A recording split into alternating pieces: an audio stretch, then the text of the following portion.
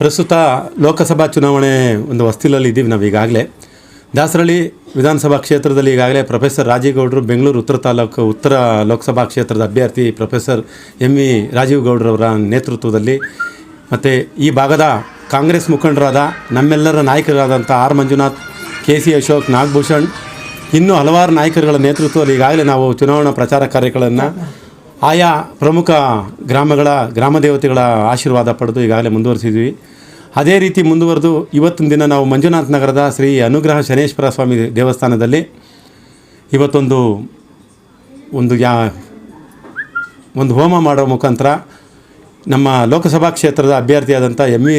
ರಾಜೀವ್ ಗೌಡರವರ ಪತ್ನಿಯವರನ್ನು ಕರೆಸಿ ಇವತ್ತು ಈ ಭಾಗದಲ್ಲಿ ಒಂದು ಮತಯಾಚನೆಗೆ ಒಂದು ಚಾಲನೆ ಕೊಡ್ತಾ ತುಂಬ ವಿಜೃಂಭಣೆಯಿಂದ ಬಹಳ ಜನಗಳು, ಸುಮಾರು ಸಾವಿರಾರು ಸಂಖ್ಯೆಯಲ್ಲಿ ಜನಗಳು ನೆರೆದಿದ್ದು ಒಂದು ಶುಭ ಸೂಚನೆ ಕಾಣ್ತಾ ಇದೆ. ಈ ಸಾರಿ ಈ ಲೋಕಸಭಾ ಕ್ಷೇತ್ರದಲ್ಲಿ ರಾಜೀವ್ ಗೌಡರ ಗೆಲುವು ಖಚಿತ ಅನ್ನೋದನ್ನು ಈಗಾಗಲೇ ನಾವು ಮಾಡ್ತಿರ್ತಕ್ಕಂಥ ಎಲ್ಲ ಒಂದು ಕಾರ್ಯಕ್ರಮಗಳಲ್ಲೂ ಗೊತ್ತಾಗ್ತಾ ಇದೆ.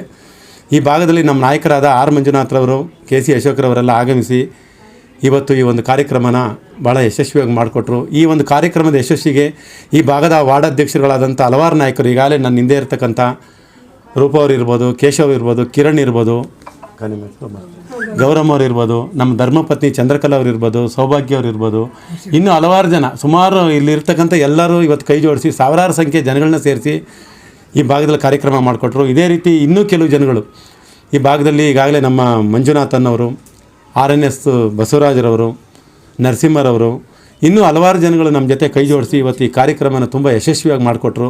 ಅವ್ರಿಗೆಲ್ರಿಗೂ ನಿಮ್ಮ ಒಂದು ಚಾನಲ್ ಮುಖಾಂತರ ಒಂದು ವಂದನೆಗಳು ಸಲ್ಲಿಸ್ತಾ ಇದೇ ಒಂದು ಹುಮ್ಮಸ್ಸು ಬರ್ತಿರ್ತಕ್ಕಂಥ ಚುನಾವಣೆ ಏನು 26ನೇ ತಾರೀಕು ಚುನಾವಣೆ ನಡೀತದೆ, ಅಲ್ಲಿವರೆಗೂ ಈ ಹುಮ್ಮಸ್ಸನ್ನೇ ಕಾಪಾಡಿಕೊಂಡು ಅತಿ ಹೆಚ್ಚಿನ ಸಂಖ್ಯೆಯಲ್ಲಿ ಈ ಭಾಗದಿಂದ ಅವ್ರಿಗೆ ಮತಗಳನ್ನ ಕೊಡಬೇಕು ಅಂತೇಳಿ ಎಲ್ಲ ಬೂತ್ ಅಧ್ಯಕ್ಷರುಗಳಲ್ಲೂ, ವಾರ್ಡ್ ಅಧ್ಯಕ್ಷರುಗಳಲ್ಲೂ, ಬ್ಲಾಕ್ ಅಧ್ಯಕ್ಷರುಗಳು ಕೇಳ್ಕೊಳ್ತಾ ನನ್ನ 2 ಮಾತು ಮುಗಿಸ್ತಾ ಇದ್ದೀನಿ. ನಮಸ್ಕಾರ.